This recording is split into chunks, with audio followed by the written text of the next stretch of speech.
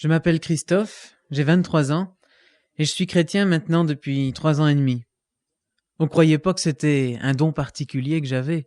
Souvent les gens croient qu'on est chrétien par vocation, comme quelqu'un qui est doué pour être footballeur ou professeur de mathématiques.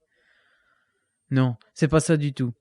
Si vous m'aviez rencontré il y a 4 ans, vous m'auriez vu avec une belle moto, avec des cheveux très longs, avec une guitare électrique, ou même dans une boîte de nuit un soir à fumer ou à boire. J'étais comme tout le monde, quoi. Mais je m'ennuyais aussi, comme tout le monde. J'avais beau sortir, plus je sortais, plus je m'ennuyais. Plus je devenais faux, avec les amis avec qui je sortais. J'avais un grand sourire, comme quelqu'un qui s'amuse bien. Mais au fond de moi, j'étais triste, malheureux. Et je voyais bien que les autres, mes copains qui étaient avec moi, c'était pareil. Bien sûr, quelquefois, on avait beaucoup de plaisir. On s'amusait bien, on prenait son pied, comme on dit. Avec un petit peu de musique, avec un petit peu d'alcool, avec la cigarette. Mais juste après, c'était terminé. Quand ces effets, les effets du tabac, les effets de la cigarette étaient passés, tout redevenait comme avant. On confond souvent le mot plaisir avec le mot heureux. Le plaisir, ça dure un temps, et ça nous est souvent donné par des éléments extérieurs. Mais être heureux, c'est être heureux au fond de soi, quelles que soient les circonstances. Au fond de son cœur, avoir la paix, la joie, sans avoir besoin d'artifice. Je voulais tellement trouver le bonheur que je devenais matérialiste.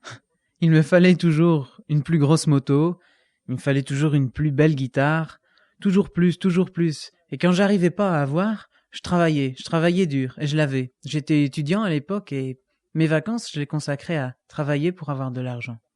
Et je voulais tellement y arriver, je voulais tellement trouver le bonheur, qu'un jour j'ai voulu connaître l'amour. C'était ça la solution, il me fallait trouver quelqu'un. Mais quand j'ai eu trouvé quelqu'un, au fond de moi, tout au fond, c'était toujours pareil, toujours triste.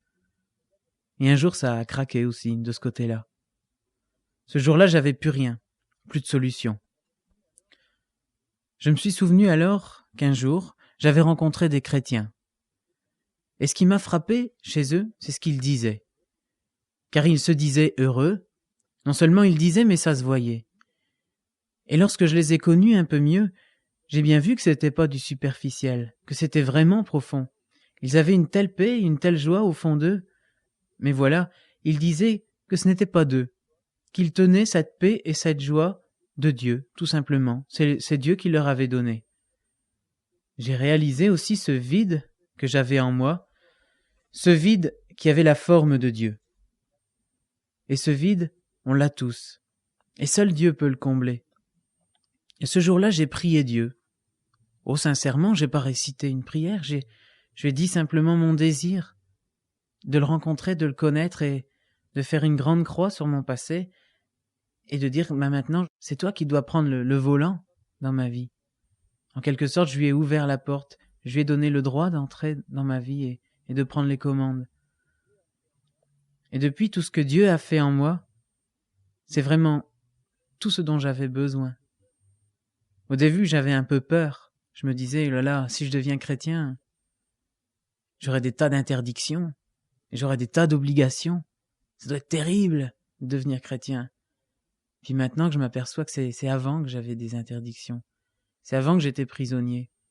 Et c'est maintenant que je suis enfin libre d'être vraiment moi-même.